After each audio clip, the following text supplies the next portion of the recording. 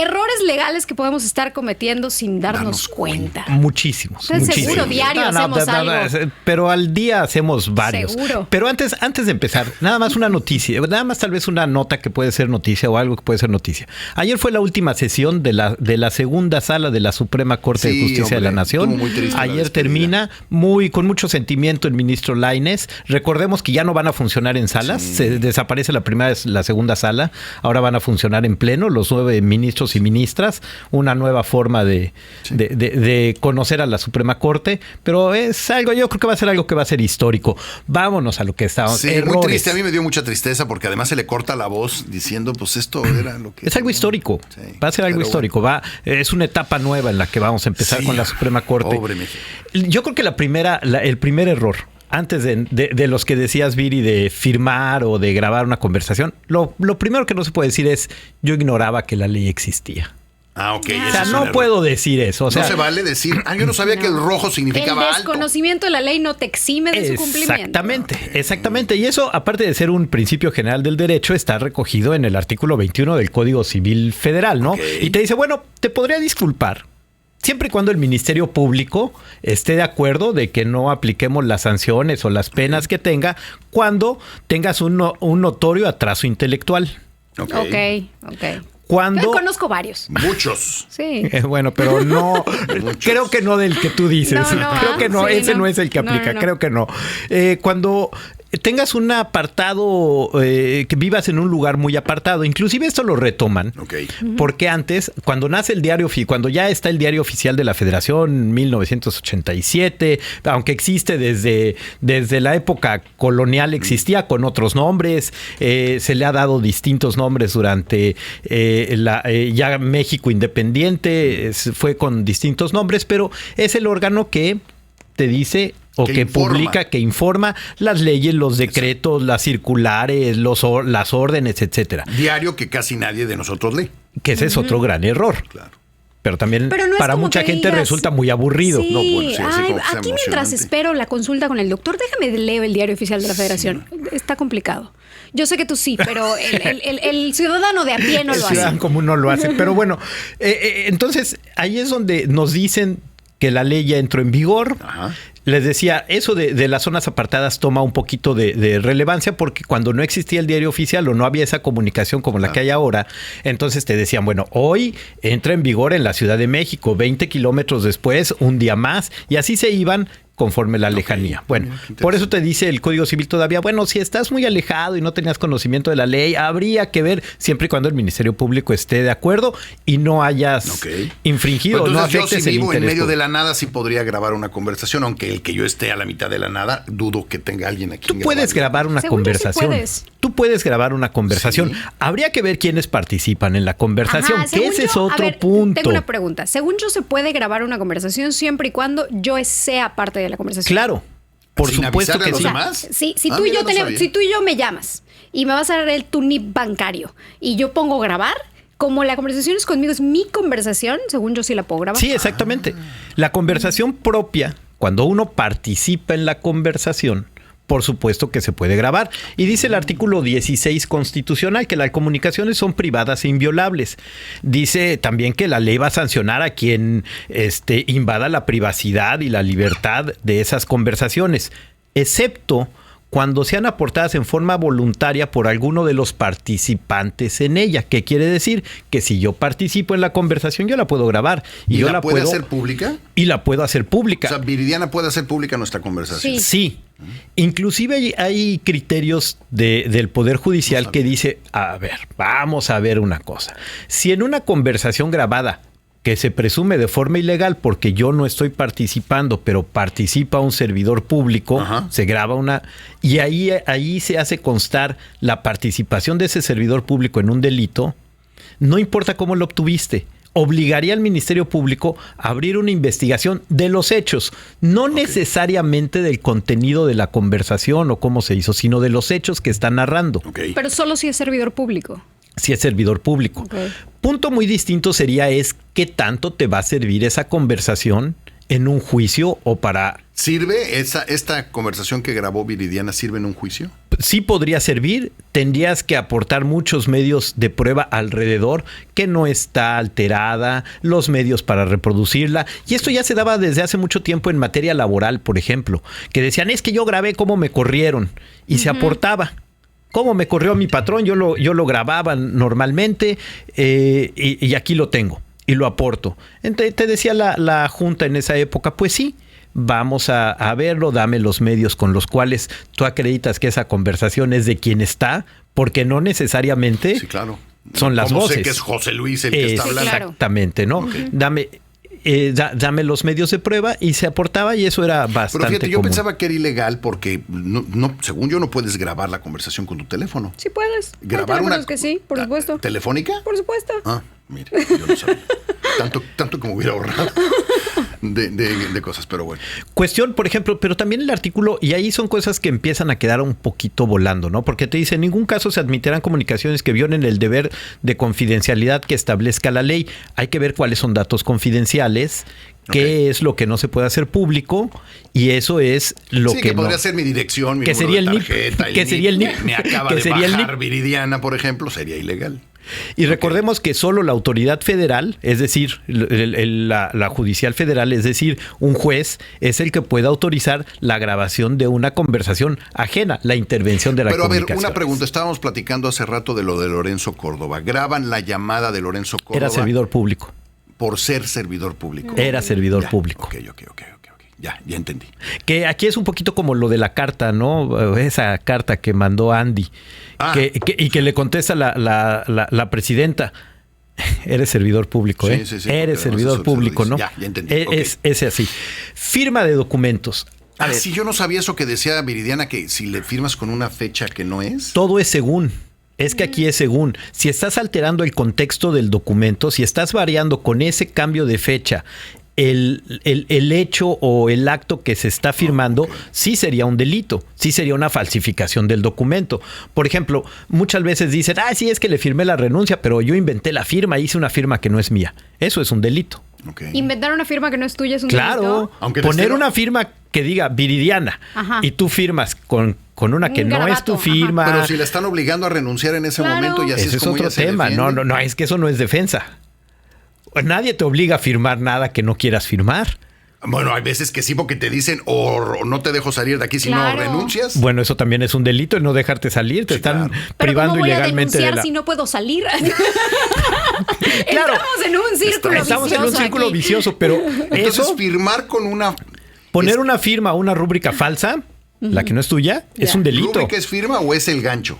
Es que es firma o rúbrica. Muchas veces con el gancho. La firma sería la que es completa, rúbrica la que es nada más un gancho. Entonces, ya estaba yo asustado y dije, madre, ayer cometí una ilegalidad. Sí, no. Rúbrica es nada más una antefirma, digámoslo así. La antefirma. Y la firma es la firma completa. Estamos todos contentos.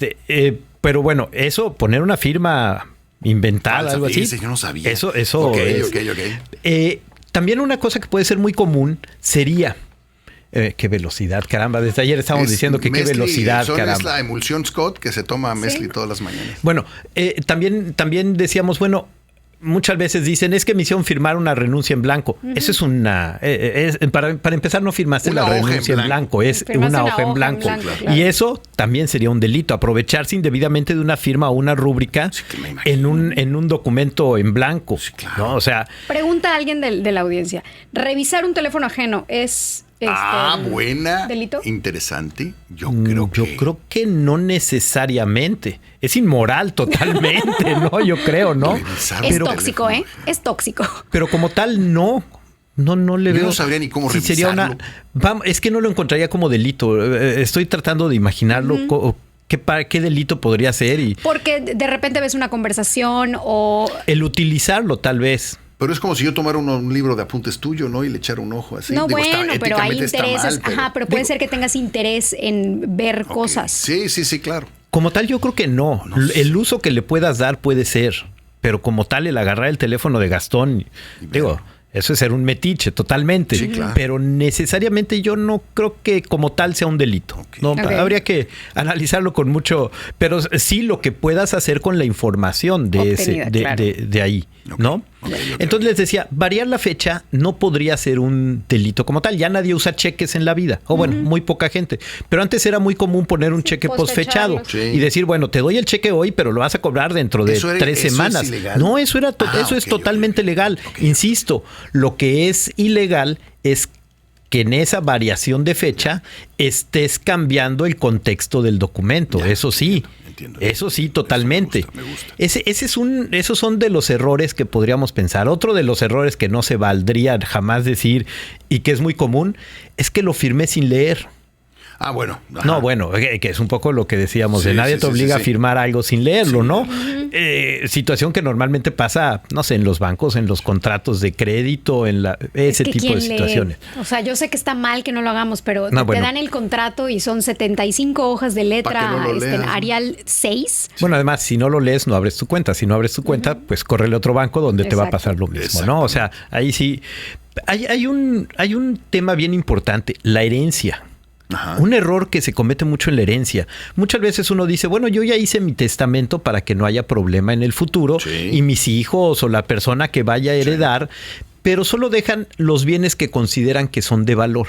Okay. Y dice, bueno, a mi hijo, a Gastón le voy a dejar mi casa y a Viridiana la otra casa. Pero todo lo que está dentro de la casa puede ser motivo de... Y eso termina siendo legados. Cuando uno dice, bueno, mi casa y tu casa realmente es un legado, porque es un bien específico dentro de esa masa hereditaria. Nosotros en el testamento que tenemos, lo hicimos cuando tuvimos hija, porque entonces ya tiene sentido tener un testamento. Lo que pusimos es todo lo que haya. Y listo, eso está bien. Porque yo decía, oiga, pues no tenemos nada. Me decía el notario, pues no, ahorita estás pobre, pero... ¿Y si después tienes algo? Eso está bien, pero todo. Es una persona la que está heredando y hereda todo. Pero cuando es más de una persona y le dices, dejo a mis hijos todo, los está... En partes iguales. Pero todas las partes cada parte de cada cosa son partes iguales. ¿A qué me refiero? El vaso que tienes aquí de café... Sí.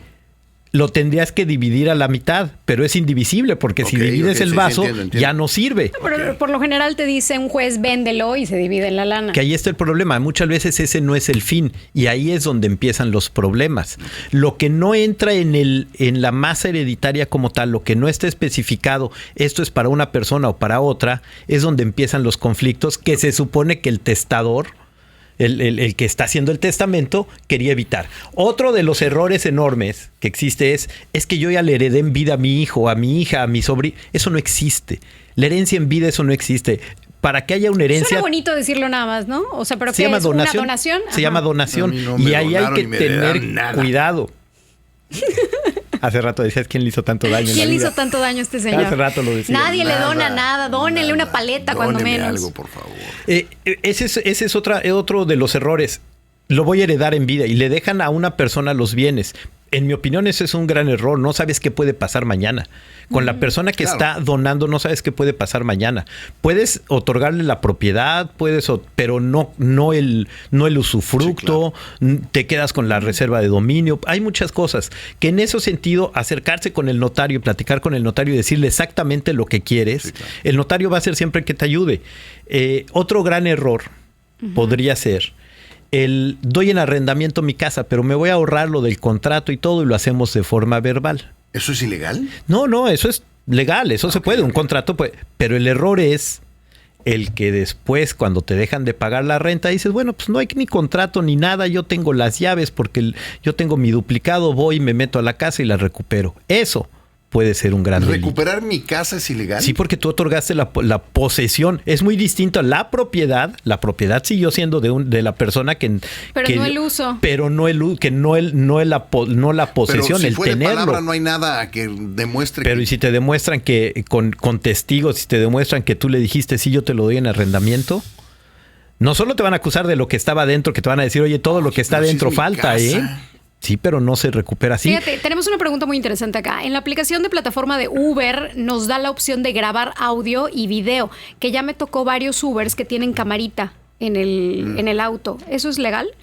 Sí es legal, pero no se puede usar. Yo no pensaría que se puede usar porque ahí no es una conversación que tú tengas necesariamente con la persona. Estás recibiendo un servicio. Es un poco como lo que está pasando con las cámaras de video que estaban afuera de las casas y que grababan. Yo lo vería de esa forma. Realmente lo que hacen los Ubers es para protegerse, ellos. Claro. Para proteger el chofer y para protegerse también, lamentablemente, de los usuarios. Sí. No sé si sea tan legal como tal. Insisto, o sea, todo sirva. Es según el uso. Muchas veces va a servir porque como tal no hay una conversación. Es un servicio. Yo no podría decir que es una conversación. No estoy seguro que entre en estas limitantes. Habría que analizarlo muy, muy bien. Y por ejemplo, de vehículos, tal vez aquí en Yucatán no es común, pero en otros lugares de la República es muy común. Te roban el vehículo, te roban tu coche, pero lo tienes localizado por GPS. Y te lo roban, sales del programa y te das cuenta que te lo robaron, lo empiezas a buscar y 3 horas después encuentras que está en algún lugar. Vas con tu llave, lo recuperas y te vas. Qué gran error. No sabes qué pasó con ese vehículo. Claro, ¿qué hizo? No sabes qué hizo ese vehículo. Ay. No sabes qué hubo en ese vehículo. Es más, abres tu cajuela. Exactamente, ¿no? No. Siempre tienes que hacer la denuncia. Sí. Y puedes decir, oye, señor policía, me robaron mi vehículo Ya lo encontré, y lo estoy encontrando por el pero GPS no. en tal lugar, pero no lo tocas. Hablando de GPS, poner un GPS sería ilegal, cuenta como espionaje. ¿Alguien? Yo Claro. creo que sí. Te echo un AirTag a tu coche para seguirte. Eso es ilegal, ¿no? Bueno, tóxico, pero híjole. Bueno, tóxico hasta la pared de Ahí enfrente, está, mira, pero de tarea para la que sigue. de tarea para la que sigue, porque y con eso nos vamos a corte. Vamos, las leyes como tal no van tan rápido como esas cosas, ¿no? Toxicidades. Con esas Dice, toxicidades. buen día, cuando solicité el pasaporte de mi hijo, le pedí a la directora de la escuela que me firme un papel que es un requisito de la Secretaría de Relaciones Exteriores. Y la directora me hizo una antefirma. Y no saben el problema que me metió. Me estaban acusando de falsificar la firma porque ellos tienen una base de firmas. Casi me niegan el pasaporte, es lo que dice.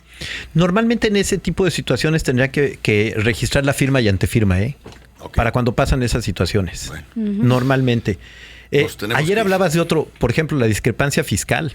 Sí. Muchas veces estamos haciendo traspasos entre cuentas y no tenemos necesariamente el registro, el origen, etcétera, de ese traspaso entre cuentas. El SAT te puede decir que son ingresos, lo que le depositas a tus hijos para la colegiatura. Que le pasas de una a otra y persona. ese yo creo que es el error que casi todos hacemos diario, ¿no? Bueno, nos tenemos que ir, Alex. Nos tenemos que ir. Sí, ya. Habría que platicar un día de la noticia de que ahorita está preparando el gobierno mexicano una demanda contra SpaceX. ¿Realmente procede contra esa SpaceX? está la que decías tú de la basura espacial. ¿Realmente procede de esa forma?